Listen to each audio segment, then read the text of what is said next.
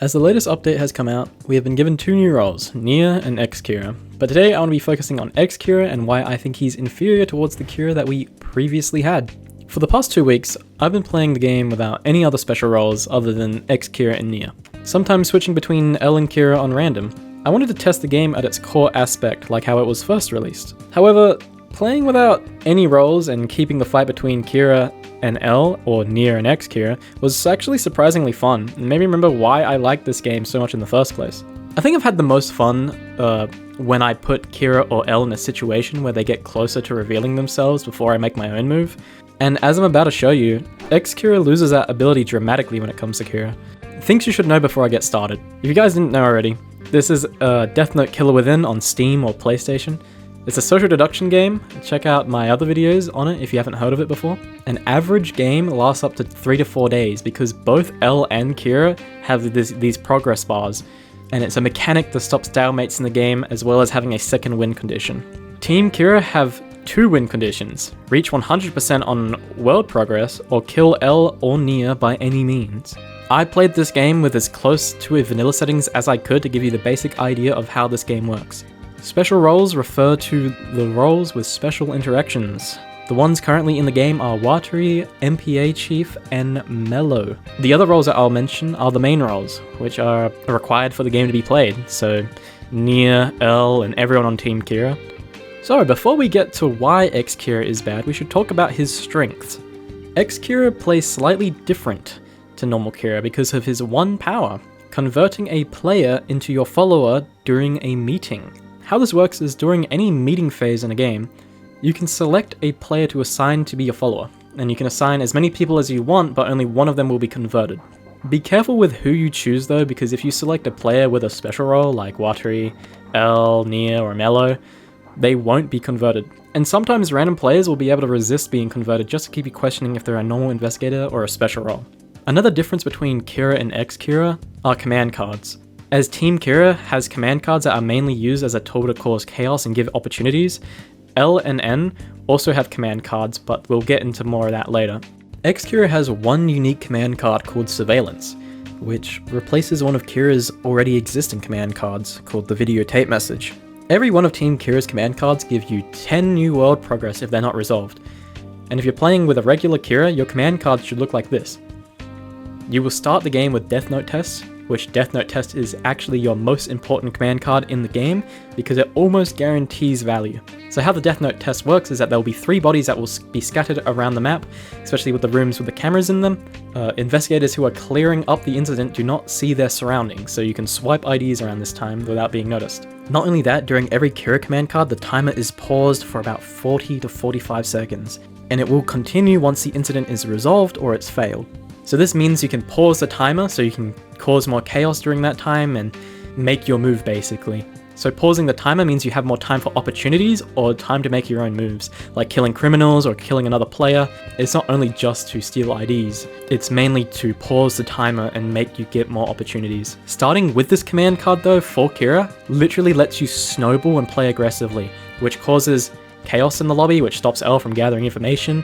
Remember, information is key to winning this game. Now Kira has a second command card called the videotape message, which has only 2 incidents to clean up, and they're in the same room as each other. During the incident, time does not progress until it's resolved, and resolving the incident makes you blind to your surroundings. Pretty decent.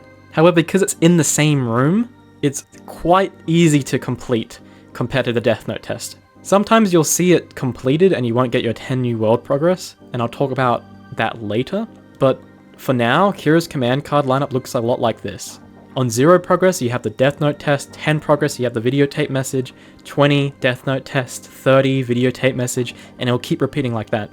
So every 10 progress points you get, you automatically get a card. So a command card puts pressure as it gives Kira another command card if it's not resolved. Now we look at X-Kira's command cards. You start the game with a surveillance card, which, don't get me wrong, it's an extremely strong card in the right hands. And how it works is that you assign a player to be surveilled by 3 other players. If they do not complete it, you gain 10 new world progress like the other cards. However, the 3 players can be anyone in the lobby, so that means it can be completed by anyone. And another thing, the timer does still pause during this surveillance card. So during every command card that Kira has, it pauses a timer, which L and Nia's command cards do not pause the timer. So here's one of the problems with this card, is that the surveillance card is significantly easier to complete. 3 random people can go up and touch this person. So if this person's already in a big group, they're gonna complete it in the first 3 seconds when it gets activated. And the problem with that is because how common and easy it is to complete this task, you will almost never get 10 new world progress. But good news, X-Kira's second command card is the Death Note test, which that is without a doubt Team Kira's best command card in the game. Now here's X-Kira's biggest flaw in the game. So let's look at X-Kira's command card lineup. So X-Kira's command card lineup looks a lot more like this. 0 progress, you'll have the surveillance card. 10 progress, you'll have the Death Note test. 20 surveillance card, 30 Death Note test, and it repeats. Now if we pull them up side by side, you'll notice something. The unique command card associated with the role is out of order compared to Kira's unique command card. And what I mean by that is, you start with the surveillance card, where the videotape message is the second one you get. Which this tiny inconsistency makes X-Kira so much weaker than he should be. And that's because you start the game with a surveillance card, the easiest card in the game to complete, meaning you are never going to get 10 new world progress to start with. And if you don't start the game with 10 new world progress, you are at a major disadvantage. And another problem, X-Kira doesn't start the game with a follower, so making a move that early on can be detrimental. In fact, I think this one change makes X-Kira so weak that he loses the new world progress completely as a win condition. And here's why I think that. Death Note Killer Within will have a maximum of 3 to 4 in-game days, which that means about 3 meetings in a game. If you don't go for the first win condition of killing L or getting Kira arrested, you will need to reach 100% before the other team reaches 100%. And in a normal paced lobby, if Kira is doing all the right things, the game will end on day 3 or 4. But if you're doing everything right as Team L, it will end on day 4 to 5. Why the progress even exists though is to put pressure on Team Kira to make a move. Unless you are in the lead. If you are not in the lead, it put pressures on Team L to make a move. See how the game has like similarities between the anime? So important pieces of information. Killing a criminal makes a random green NPC fall over dead. When this happens, Kira gains 3 progress points to new world progress. Killing a player gives you 4 progress points. So to gain 10 progress points, would either let the command card give you the 10 progress points, or you have to kill 1 player, 2 criminals, or 4 criminals, which becomes extremely more risky after the second criminal has died. Killing a player, however, is extremely risky, as you need 3 things.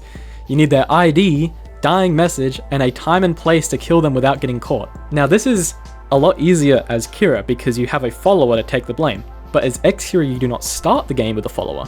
So as Kira on day 1, I'm almost guaranteed to gain 10 progress through the Death Note test, securing a new command card on day 2. However, if I kill 2 criminals on day 1, I'm now left at 16 progress. And if I kill 2 criminals and a player, I will now have 20 progress, giving me 2 command cards on day 2.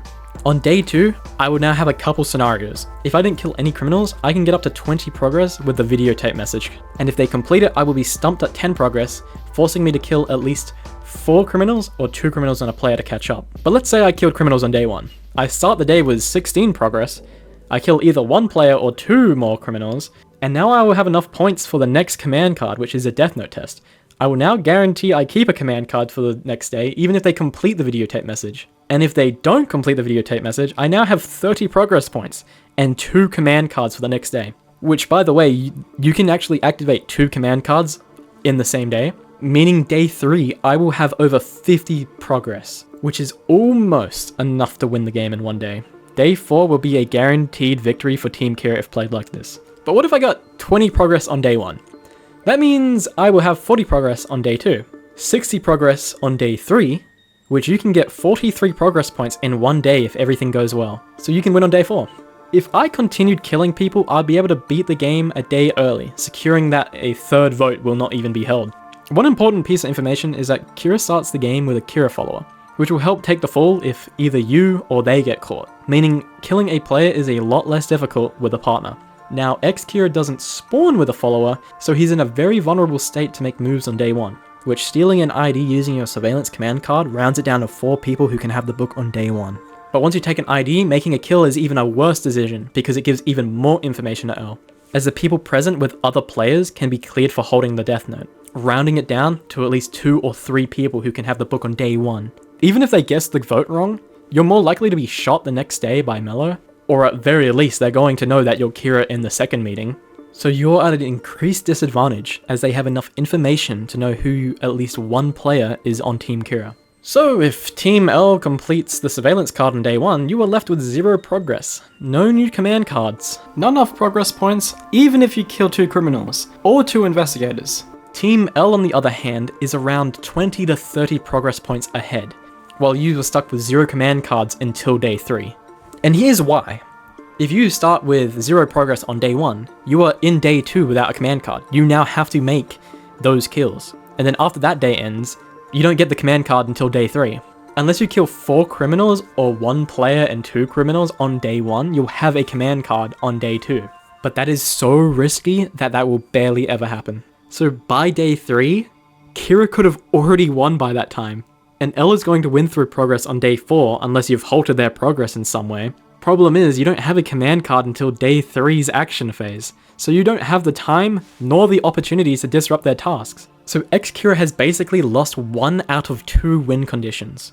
You have to snipe L, which with a lobby with Watri, Mello, MPA Chief on the board, it becomes increasingly more difficult to do so.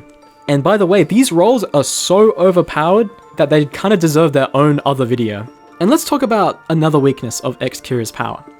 You can convert the confirmed innocent players into your follower, which it sounds like a strength on paper, but only L has the ability to convert an investigator into a confirmed innocent, which if you play with both Kira and X-Kira on random, and L and Nia on random, that's a 25% chance matchup, 50% if you only play with L and Nia on random. The only real value you'll ever get is if you convert an MPA chief before he pops his ability, and then he tells you the next day that you've converted him as the MPA chief, because now you know that you don't have to worry about the MPA chief ever pressing the button. And for my final claim on why X-Kira is weaker than Kira, I've been showing footage of me playing Kira without a follower, and I won this game simply through progress. To achieve this, I just killed 3 criminals per round and used all the command cards I could have, and for the result, I made the exact same amount of progress as I would in a normal game.